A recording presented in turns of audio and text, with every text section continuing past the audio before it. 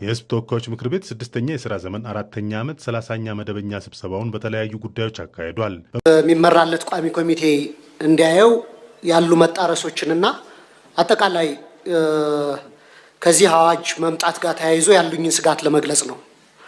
በስጋቶች ለመጨመር እንግዲህ ዋነኛ ዓላማው የሚመስለኝ የውጭ ካፒታል ወደ ሀገር ውስጥ እንዲመጣ የውጭ ምንዛሬ ማግኛ እሱን ዓላማ ታቅዶ ይመስለኛል ይህ አዋጅ የተዘጋጀው። በዓላማውም ላይ የተገለጸው ዋነኛ እሱ ነው። ግን ምንድነው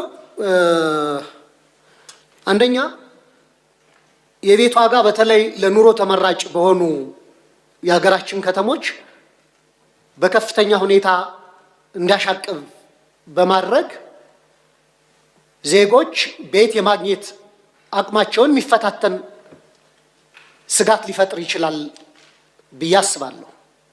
ምክንያቱም እንደሚታወቀው የኛ ሀገር የነፍስ ወከፍ ገቢም የኛ ሀገር ደሞዝም ከኢንተርናሽናል ስታንዳርድ ጋር ሲታይ ከነጮች ጋር ተወዳድሮ በተለይ እንደ አዲስ አበባ እና ትልልቅ የሀገራችን ከተሞች የቤት ባለቤት መሆን ዜጎች ይቸገራሉና እሱ እንዴት እንደታየ ቋሚ ኮሚቴው በአግባቡ ቢመረምረው ለማለት ነው። ሁለተኛ አንዳንድ በተለይ የቅኝ ግዛት ሌጋሲ ያለባቸው አገሮች ላይ እንደምናየው አንዳንድ ከተሞች የተወሰኑ ኳርተሮቻቸው ወይም የተወሰኑ ሰፈሮቻቸው በውጭ ሀገር ዜጎች የተያዙና አገሬው የቤት ባለቤት በዛ አካባቢ መሆን ማይችልበት ሲስተማቲካሊ መገለል የሚያመጡ የምናይባቸው ሀገሮች አሉ። እንደ ሳውዝ አፍሪካ እንደ ጆበርግ፣ ስቴለንቦሽ፣ ኬፕ ታውን አይነት ከተሞች አገሬው ነባሩ ነዋሪ የተገለለባቸው ናቸውና እኔም አሁን ጀምሮ ያስጋት አለ። ደሃው ከዋና ከተሞች እየተነቀለ ወደ ዳር የሚገፋበትና መሀሉ ደግሞ ለውጭ ሀገር ኢንቨስተሮች እየተመቻቸ የሚሰጥበትን ሁኔታ እንዳይፈጥር ስጋት አለኝ። ሌላው ከውጭ ካፒታል ወደ ውጭ ሽሽትንም ሊያበረታታ ይችላል የሚል ስጋት አለኝ። ምክንያቱም አንድ ባለሀብት ይመጣል፣ ይገዛል፣ ትርፉን ወደ ሀገሩ ትራንስፈር ያደርጋል ማለት ነው። ቤት መግዛት መሸጥ ውስጥ መሰማራት ስለሚችል ማለት ነው፣ ስለሚፈቅድ እና የታክስ ወራንም የህገ ወጥ የገንዘብ ዝውውርንም በከፍተኛ ሁኔታ ሊያባብስ ይችላል የሚል ስጋት አለኝ። ህገ መንግስታችን አንቀጽ 40 መሬት የኢትዮጵያ ህዝቦች የጋራ ንብረት እንደሆነ እንደማይሸጥ እንደማይለወጥ ይደነግጋል። አሁን ደግሞ እያልን ያለነው መሬት የውጭ ባለ ሀብቶችም የውጭ ዜጎችም ነው እያልን ነው አንደኛ። ሁለተኛ የጋራ ንብረት ሳይሆን የግለሰቦችም ነው እያልን ነው። ሶስተኛ ደግሞ መሸጥ መለወጥም እንደሚችል እየደነገግን ስለሆነ በእነዚህ ሶስት ሁኔታዎች ምክንያት ህገ መንግስታችን ጋር የሚጣረስ አዋጅ እያወጣን እንዳይሆን እሰጋለሁ።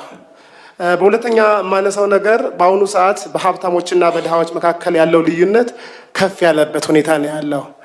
የውጭ ዜጎችን በብዛት ወደ ሀገራችን በምናስገባበት ሁኔታ ደግሞ ይህ ልዩነት የበለጠ ከፍ ሊል ይችላል ብዬ ገምታለሁ። እነዚህ የውጭ ባለሀብቶች ከፍተኛ መዋለ ንዋይ ይዘው በሚመጡበት ሰዓት ባለስልጣኖቻችንን በማማለል የበለጠ ሙስና ተስፋፍቶ ንብረቶች በጥቂቶች ውስጥ እንዲገቡ ህዝብም ሳይጠቀም የሚቀርበት ግለሰቦች ብቻ ተጠቃሚ የሚሆንበት ሁኔታ ሊፈጠር ይችላል የሚል አንድ ጉዳይ አለ። 10 ንዑስ አንቀጽ 4 ላይ የውጭ ሀገር ዜጎች የማይንቀሳቀስ ንብረት ለማፍራት በሀገር ውስጥ ፋይናንስ ብድር መበደር እንደማይችሉ ደንግጓል። ትክክል ነው። ይሄ አግባብነት አለው፣ እኔም መስማማበታለሁ።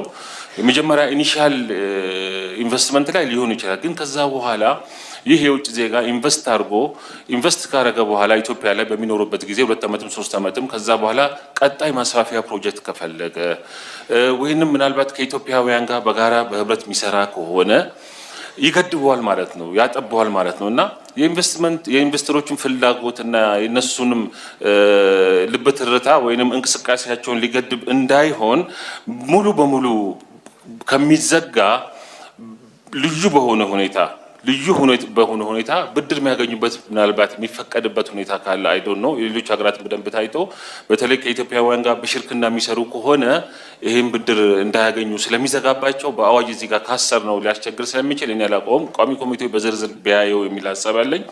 በአጠቃላይ ቋሚ ኮሚቴ መመራቱን እደግፋለሁ። አመሰግናለሁ። ፉት 2 ዓመታት በባንኮች ላይ ተጥሎ የነበረው የብድር ገደብ ጣሪያ እንደሚነሳም ገልጸዋል። የፋይናንስ ዘርፉን የተመለከቱ በቀጣይ ይወሰዳሉ ተብለው ከሚጠበቁ ተግባራት መካከል እነዚህን መመሪያዎች ሙሉ በሙሉ መሻር እንደሆነም ከአቶ ማሞ ማብራሪያ ለመረዳት ተችሏል። በዚህ መሰረት ባንኮች በአስገዳጅ ሁኔታ የሚገዙትን ቦንድ የተመለከተው መመሪያ በሰኔ ወር ሙሉ ለሙሉ እንደሚነሳ፣ የብድር ገደቡን የተመለከተው መመሪያ ደግሞ በመስከረም 2018 ዓ.ም ይሰረዛል ተብሏል።